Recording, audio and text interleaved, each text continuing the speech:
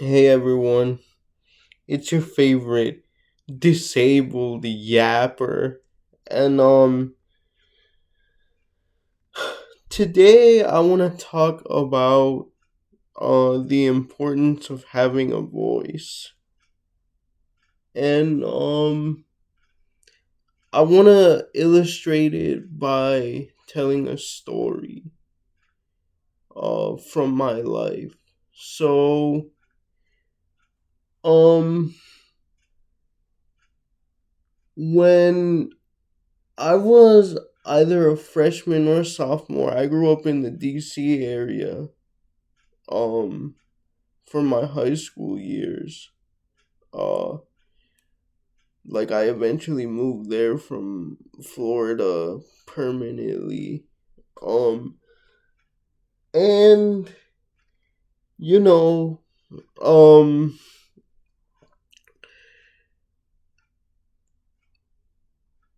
I'm just gonna say it. Although I did get a lot of support for my disability in Florida, Maryland kind of just had way more services for us. And one of these particular services, although I was in mainstream classes, but it led me to meet, um, one of the main special education teachers at my high school. And he showed us this movie because I would eat lunch with all the rest of the special education kids. I didn't really feel, for obvious reasons, at home in the cafeteria, and I had anxiety at that time. I had really severe anxiety and agoraphobia. So yeah, and he would put on this movie, or I think just the trailer of this guy from the Baltimore area named Dan Keplinger and his story. And basically, a group of Baltimore area filmmakers um made a documentary about his life. He was born in the early 70s with my condition, cerebral palsy, but even more severe than what I have, if you can believe it. I'm talking about he shakes every second. I also shake, as you can probably tell, and spasm and stuff like that, but his are a lot more violent, and he cannot speak all that clearly. Um and yeah, so these two Baltimore filmmakers followed him for 15 years, starting when he was a real young kid, and it followed his educational and life journey, through getting his degree and stuff like that.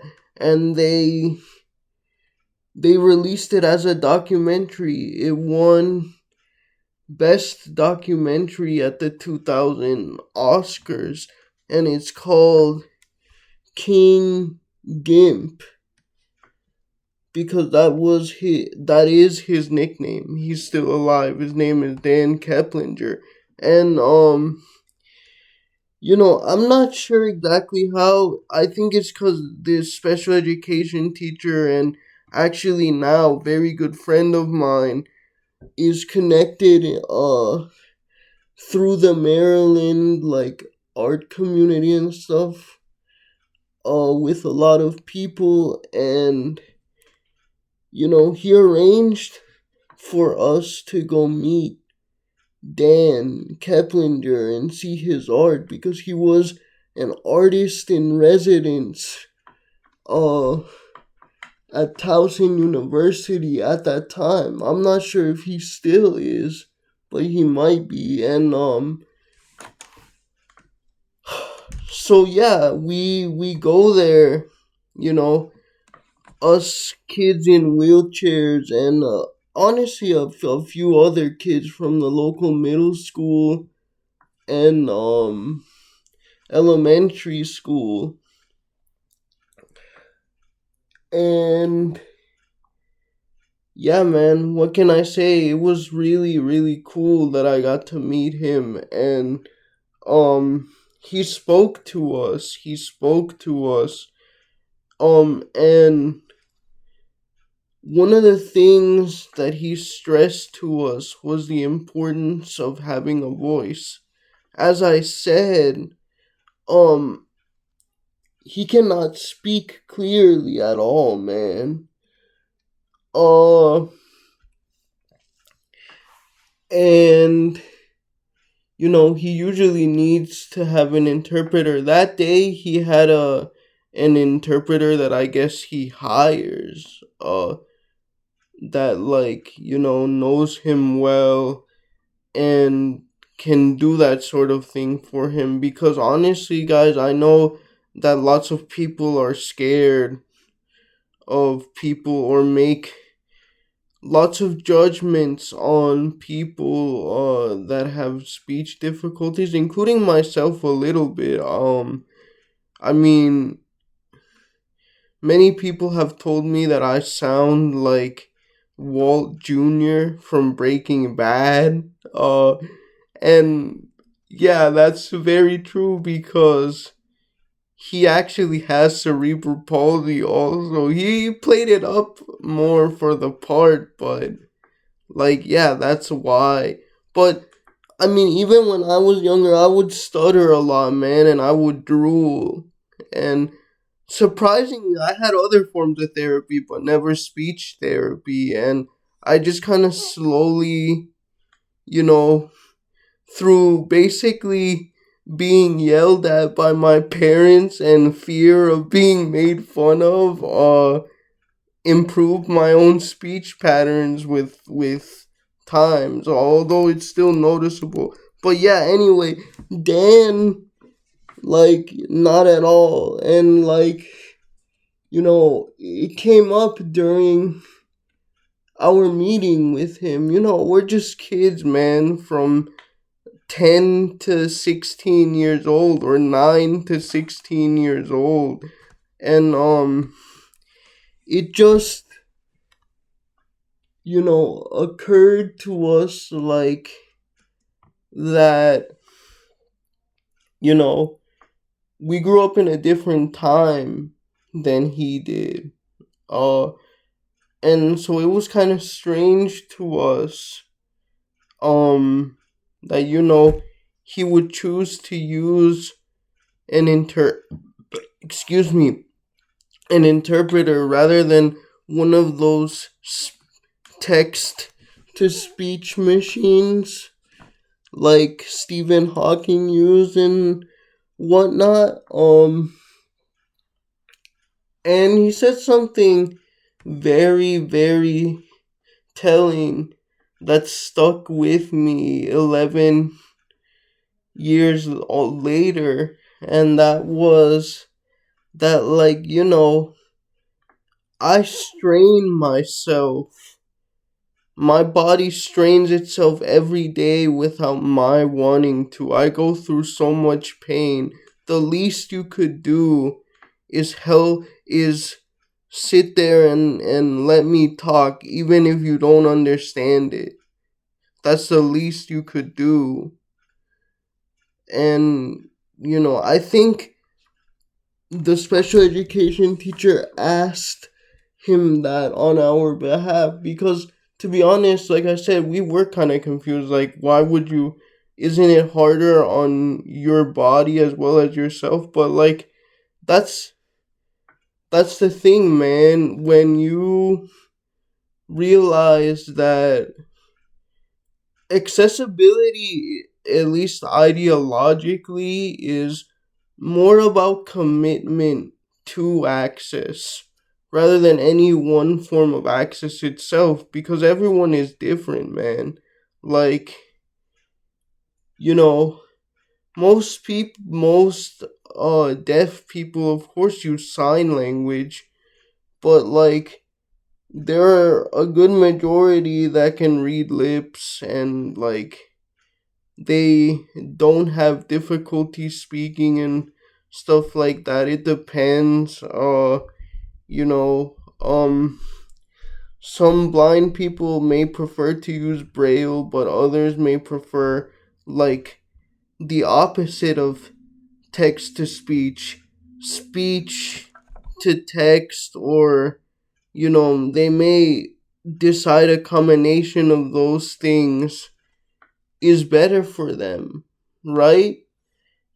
And me being there at that time showed me that. And it also showed me something else, because at that same time a friend of mine, also in a chair, he wasn't in mainstream classes, but and I mean, he's still a friend of mine. I invited him to my uh master's degree, like, lunch. Like, I'm talking about, like, one of my family members went and literally picked him up and brought him to my house to celebrate me getting my master's degree last year.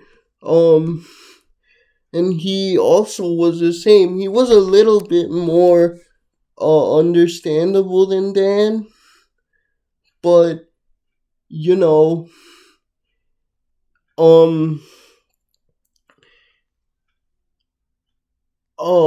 he had a lot of the similar reasoning for why he wanted to not use one of those devices, because he said, like, I have my own voice. It's important for me to have my own voice and to really use it despite what people think.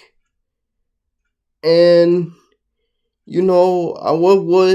what can I say? Like, that really changed my perspective. And another thing too with that friend of mine is that he's also Latino. His parents also migrated here to get help for him. And I'm like, to be honest, guys, I'm not sure if this is a wide known thing, but Latinos, at least in the United States, are the least disabled group of people. Whereas the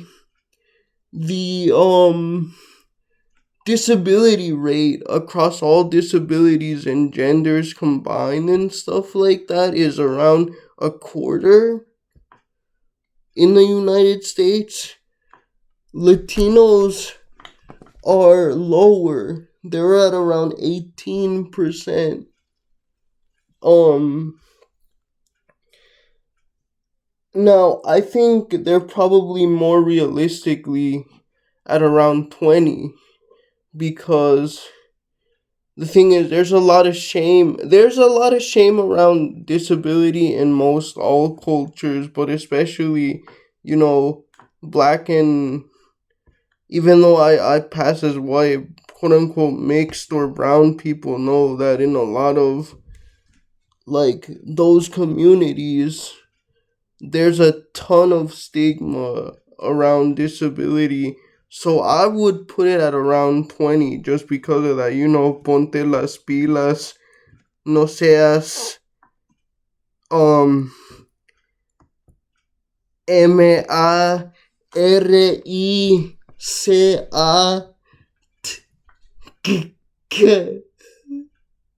If you know, you know.